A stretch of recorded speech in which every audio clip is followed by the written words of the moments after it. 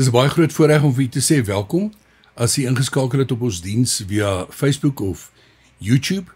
Ons is innig dankbaar dat ons die woord op hierdie manier by soveel mense ook kan kry. Nou ja, groot opbou na Kersfees toe. Nou het Kersfees gekom en nou is dit ook weer verby.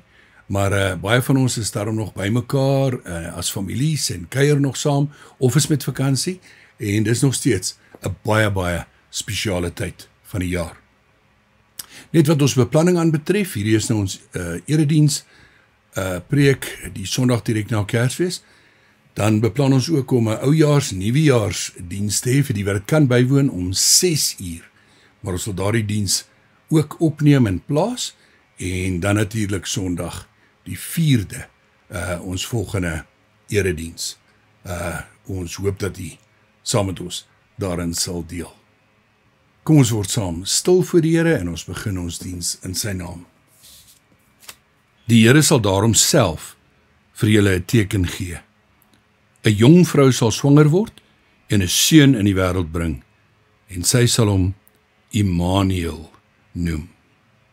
Amen. Genade vir julle en vrede, dit kom van God ons Vader en van die Here Jesus Christus, deur die kragtige werking van God, die Heilige Gees. Kom ons bid saam. Here, baie dankie vir elke geleentheid, elke Sondaggeleentheid, elke uitsendingsgeleentheid. Ons is dankbaar daarvoor. En dankie dat die woord ryk is en vir ons altyd deur die Gees nuut gemaak word. In ons gebed wil ons erkenning gee aan U as die enigste lewende en ware God, te midde van so baie mistastinge in die wêreld. Ons wil bid dat in hierdie tyd waar Kersfees gevier word, nie net deur Christene nie, maar deur 'n wye verskeidenheid van mense, dat die ware boodskap van Kersfees tog tot almal sal deurdring. En dat mense wat U nog nie beleef het as die lewende Here en die Verlosser nie, bietjie dieper in die Kersgebeure sal kyk en luister en deur die Gees vir U sal ontmoet. Wees nou saam met ons as ons U woord oordink en spesifiek die Kersverhaal. Alhoewel dit vir ons oorbekend is, help vir ons om vandag in diepte daarna te kyk. Ons bid dit alles in afhanklikheid van U. Hoor ons asseblief. Amen. Ek wil begin met 'n kort inleiding wat uit 2 fasette bestaan. Die eerste is, ons het onlangs die voorreg gehad om 'n balletuitvoering by te woon. Nou dis altyd 'n baie groot voorreg. In hierdie geval was dit die Neetkraker suite. Maar van ons vriende het dit ook bygewoon en my kollega en so meer het dit ook bygewoon en so aan. Nou, dit was absoluut fantasties en 'n belewenis, maar ek wil vanoggend fokus daarop dat ek toe so 'n bietjie geluister het hoe praat mense. En wanneer hulle dit praat, is dit baie duidelik dat sekere fasette of elemente van hierdie balletuitvoering verskillende mense meer aangeraak of aangespreek het en dit vir hulle besonders was. Ek noem enkeles. Party mense kyk na die geheelbeeld en hulle praat ook oor die uitvoering wat hulle beleef het in sy geheel en hoe spesiaal dit was. Dan is daar mense wat duidelik baie getref is deur die besondere kostuums en hulle praat weer meer daaroor het jy hierdie verskil en daai verskil gesien in die kostuums en is dit nie absoluut aangrypend nie. Enkele mense oor die dekor wat eenvoudig maar tog baie treffend was.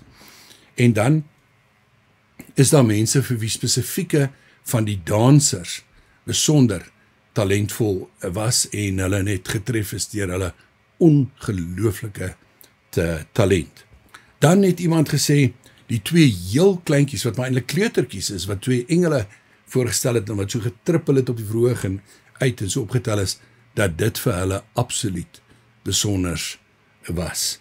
En dan is daar mense wat weer meer melding gemaak het van die musiek, gesê dis baie jammer en dit is so, dat dit in is as gevolg van koste nie 'n lewendige simfonieorkes was wat gespeel het soos wat baie keer in die verlede gebeur het en wat so spesiaal is nie, maar tog dat die musiek van Tchaikovsky so lewend bly, so treffend is en so wonderlik was om te geniet. Miskien die skerpste opmerking van almal en die mees ongewone was 'n jong seun wat ook die vertoning bygewoon het en agterna die baie skerp vraag gevra het, maar waarom het hulle nie langer meisies gekry om in die balletuitvoering te dans nie? En toe sê 'n paar maande vra, maar hoe bedoel jy nou, hoekom het hulle nie langer meisies gekry nie? Toe sê maar, want dan sou die wat gedans het nie die hele tyd op hulle tone hoef te gedans het nie. Maar nou ja, net so 'n aspekkie oor die verskille. En dan die tweede aspek van ons inleiding. Ek wil waag om te sê, almal wat na hierdie aanbieding kyk, ken die Kersverhaal. Maar ek wil tog vra, besef jy dat die Kersverhaal, soos ons dit ken, en soos ons dit oorvertel, is eintlik 'n saamgestelde verhaal uit verskillende gedeeltes in die Bybel, veral die verskillende weergawes wat ons in 3 van die 4 evangelies kry. Nou, vandag wil ek dat ons een vir een na die verskillende Kersverhale kyk, bietjie let op wat die verskille is en eerlik vra en antwoord waarom daardie verskille daar is. Nou, die Nuwe Testament se geboorteverhale verskil in 'n hele paar opsigte van mekaar. En daai verskille is nie Afrikaanse woord lukraak nie, maar is nie 'n woord wat baie mense ken nie. Nie lukraak nie, meer mense ken die woord random.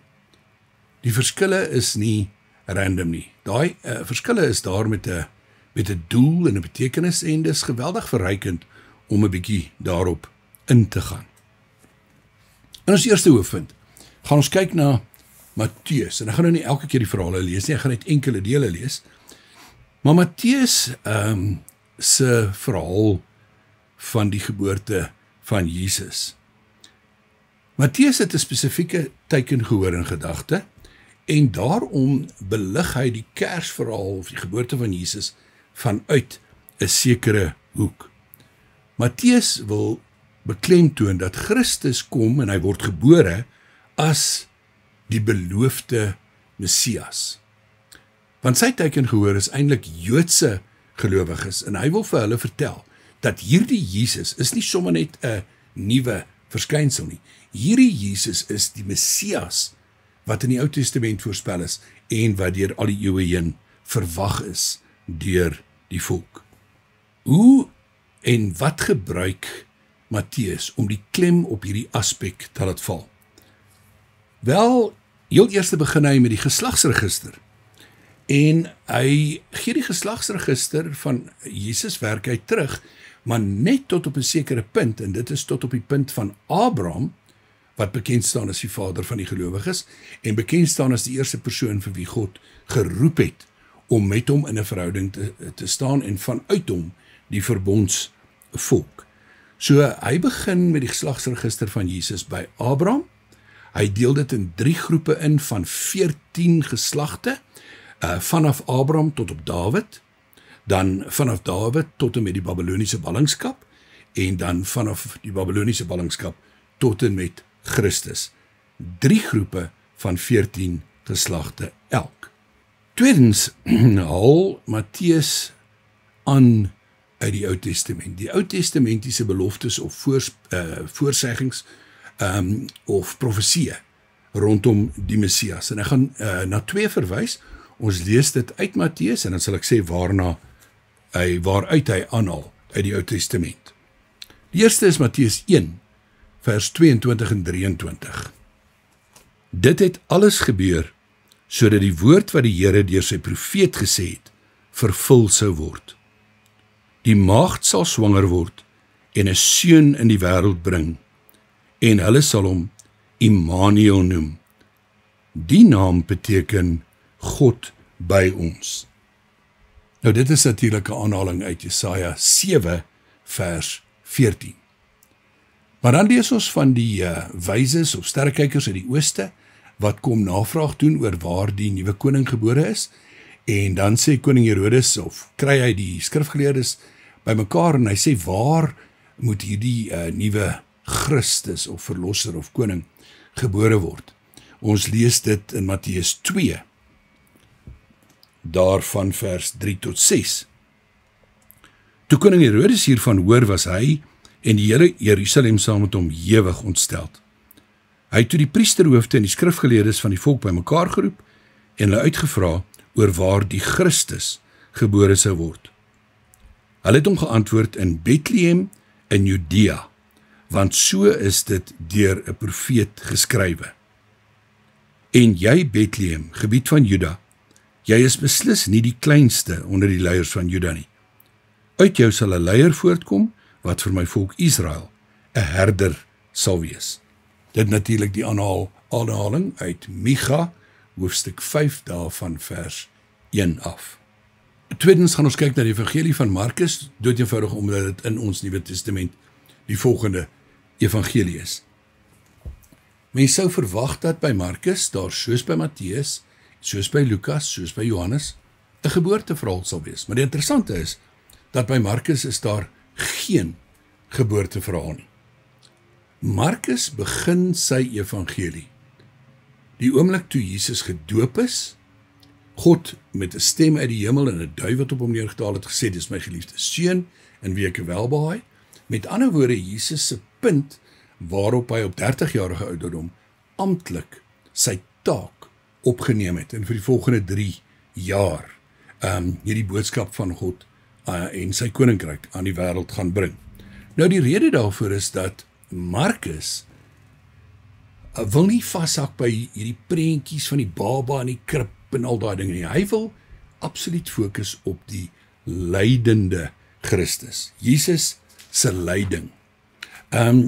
En Markus verstaan iets daarvan, en dis kosbaar, dat die krib kan nooit van die kruis geskei word nie, en daarom laat hy die klem val op die lyding en op die kruis, en nie op die geboorte nie.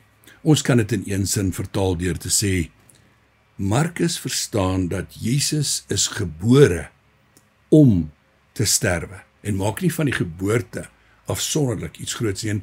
Dis baie interessant, want baie mense in die wêreld, met die viering van Kersfees of Christusfees, fokus so op die baba in die krib en romantiseer die verhaal so en so meer, dat hulle nie regtig uitkom by die verlossers aspek en die lyding en die dood en die kruis van Jesus nie. So Markus se verhaal, sy evangelie, het 'n bepaalde invalshoek en hy laat val die klem op die lyding. Die derde evangelie waarna ek wil verwys is natuurlik Lukas. Nou in Lukas kry ons by verre van al die verhale die meeste inligting van dit wat vooraf gebeur het, aanleiding gegee het tot die geboorte van Jesus, die opbou daarvan, die verbande wat daarmee, dinge wat daarmee verband hou en so meer. Lukas se weergawe is ook by verre die langste, en in sy inleiding weet ons dat Lukas sê dat hy poog om histories die mees korrekte verhaal te skryf. Hy het die ander bronne geraadpleeg en alles bymekaar gesit en met die oog en oorgetuies skynbaar gesprekke gehad om na te vors wat het regtig gebeur. Kom ons lees uit Lukas se inleiding, Lukas 1 vanaf vers 1.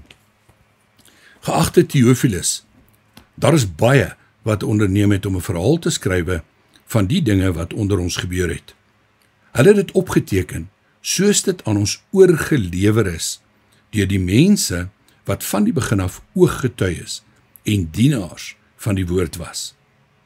Daarom het ek dit ook goed gedink, om self alles stap vir stap van vooraf te ondersoek en die verhaal noukeurig in die regte volgorde vir u neer te skryf. So kan u te wete kom dat die dinge waaroor u onderrig is, heeltemal betroubaar is. Lukas se invalshoek is heeltemal anders as die van Matteus. Want Lukas wil in sy evangelie die goeie nuus bring dat Jesus het na die aarde toe gekom, is gebore en het gesterwe ter wille van die hele wêreld. Ter wille van alle mense en volke, nie net vir die Jode nie. Hoe doen hy dit en hoe laat hy die klem val? Wel, kom ons kyk net na die verskil tussen die geslagsregister wat Lukas gee en die van Matteus. Matteus het dit gesê, gaan terug tot op Abraham. Lukas voer die geslagsregister van Jesus terug tot op Adam, wat beskryf word as die vader van die hele mensheid, waar Abraham beskryf word as die vader van al die gelowiges. Met ander woorde, daar is 'n wesenlike verskil. Lukas se verhaal sluit ook in die aankondigings voor die tyd. Nie net van Jesus nie, maar ook die aankondiging dat Elisabeth sou swanger word en dat Johannes die Doper gebore sou word. En dan die aankondiging aan Maria, aan Josef en so meer oor die geboorte van Jesus. Lukas sluit ook in die pragtige lofliedere van Maria en van Sagaria. Lukas sluit in die pragtige verhale van die reaksie van Anna en Simeon by die tempel. Al hierdie dinge om die klem te laat val op Jesus wat gebore is as verlosser van die wêreld. In ons vierde hoofpunt is ons natuurlik by die evangelie volgens Johannes. Nou Johannes se evangelie is heel wat later geskryf en is heeltemal 'n ander tipe evangelie as die eerste 3 wat bekend staan as die synoptiese evangelies, Matteus, Markus, Lukas. Nou, wat kan my sê oor Johannes se evangelie en sy beskrywing van die geboorteverhaal? Johannes wil nie eers poog om die historiese verhaal te vertel van die koms en geboorte van Jesus nie. Johannes wil die betekenis van Jesus se koms na die wêreld wil hy deurgee. Hy wil, kan ons sê, die geheelbeeld gee, die groter prentjie skets. Daarom kyk hy uit 'n ander hoek. Hy wil die groter en dieper betekenis, nie die gebeure nie, die betekenis van Jesus se geboorte wil hy deurgee. Ons kan dit ook formuleer deur te sê dat Johannes wil in sy evangelie God se wêreld in verband bring met ons wêreld en sê hoe Jesus die skakel is tussen God se wêreld en ons wêreld en hoe hy vanuit God se wêreld ons wêreld binne gekom het. Daarom begin Johannes se geboorteverhaal eintlik in die ewigheid. Dit sal duidelik word as ons Johannes 1 vanaf vers 1 tot 14 saamlees. In die begin was die woord daar, en die woord was by God, en die woord was self God. Hy was reeds in die begin by God. Alles het deur hom tot stand gekom. Ja, nie 'n enkele ding wat bestaan het sonder hom tot stand gekom nie. In hom was daar lewe, en die lewe was die lig vir die mense. Die lig skyn in die duisternis. Die duisternis kon dit nie uitdoof nie. Daar was 'n man wat deur God gestuur is. Sy naam was Johannes. Hy het gekom om getuienis af te lê. Hy moes van die lig getuig, sodat almal deur hom tot geloof kon kom. Hy was self nie die lig nie, maar hy moes oor die lig getuig. Die ware lig, wat elke mens verlig, was aankom na die wêreld toe. Hy was in die wêreld. Die wêreld het deur hom tot stand gekom, en tog het die wêreld hom nie herken nie. Hy het na sy eiendom toe gekom, en tog het sy eie mense hom nie aangeneem nie. Maar, aan almal wat hom aangeneem het, die wat in hom glo, het hy die reg gegee om kinders van God te word. Hulle is dit nie van nature nie deur die drang van 'n mens, of die besluit van 'n man nie, maar God is hulle Vader. Die woord het mens geword, en onder ons kom woon. Ons het sy heerlikheid gesien, die heerlikheid wat hy as die enigste seun van die Vader het, vol genade en waarheid. Johannes praat van Jesus as die groot geskenk van God. Johannes 3 vers 16, want so lief het God die wêreld gehad, dat hy sy eniggebore seun gegee het, sodat elkeen wat in hom glo, nie verlore sal gaan nie, maar die ewige lewe kan hê. Johannes beskryf Jesus en God as liefde. En Johannes beklemtoon geweldig sterk, Jesus is die Seun van God en self God, sy unieke bydra tot die groter prentjie. In die 5de plek gaan ons vir 'n oomblik stil staan by Paulus. Nou Paulus het nie 'n evangelie geskryf nie, maar 'n geweldige klomp briewe.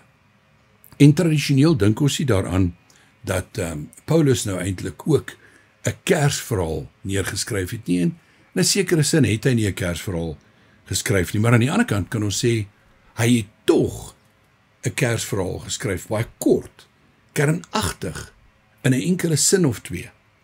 En hy fokus dan nie op die gebeure nie, maar op die implikasies, op die interpretasie, op die toepassing. En dis tipies Paulus. Paulus was geweldig prakties ingestel en wou hê mense moet besef, wat beteken dit? So hy staan nie daarby stil dat dit gebeur het nie. Hy wil deurdring na, hoekom het dit gebeur? Hoe raak dit my en jou? En hoe raak dit die boodskap wat hy moet uitdra? En hoe raak dit die boodskap wat ons moet uitdra? Paulus fokus op Jesus as die verlosser. En ons kan dit beskryf dat sy Kersverhaal kan ons lees in Galasiërs 4, vers 4 en 5 en vers 6 en 7. Maar toe die tyd wat God daarvoor bepaal het, aangebreek het, het hy sy seun gestuur. Hy is uit 'n vrou gebore en van sy geboorte af was hy aan die wet onderworpe, om ons, wat aan die wet onderworpe was, los te koop, sodat ons as kinders van God aangeneem kon word. En omdat ons sy kinders is, het God die gees van sy seun in ons harte gestuur. En in ons roep hy uit, Abba, dit beteken Vader. Jy is dus nie meer 'n slaaf nie. Jy is nou 'n kind van God. En omdat jy sy kind is, het God jou ook sy erfgenaam gemaak. Jesus kom om ons vry te maak. Vry te maak van wettiese godsdienstige reëls, vry te maak van verdienste, vry te maak van sonde, vry te maak van demone, vry te maak van alles wat ons moontlik kan bind, die een wat gekom het om ons in 'n nuwe verhouding met God, die Vader, te plaas. In 'n 6de en laaste hoofpunt, wat is die boodskap van dit alles? Wat is die boodskap van Matteus, Markus, Lukas, Johannes en Paulus? Dat die geboorteverhaal wonderlik is, dat dit die verbeelding aangryp, dat dit belangrik is, maar die boodskap van dit alles is dat ons mag nie by die geboorteverhaal stil staan nie. En dit is my vrees, dat soveel mense reg oor die wêreld ken die Kersverhaal, het allerlei vorms van om die geboorte van Jesus te herdenk, Kersfees of Christusfees te vier. Maar dikwels sonder die besef dat die baba het groot geword. En die baba is gekruisig ter wille van ons. Baie mense ken die verhaal. Baie mense herdenk weer en weer en weer die gebeure. Maar tog staan hulle nog nie in 'n lewende verhouding tot God nie. Het hulle nog nie Jesus as hulle persoonlike saligmaker aangeneem en erken nie. Ek sluit af.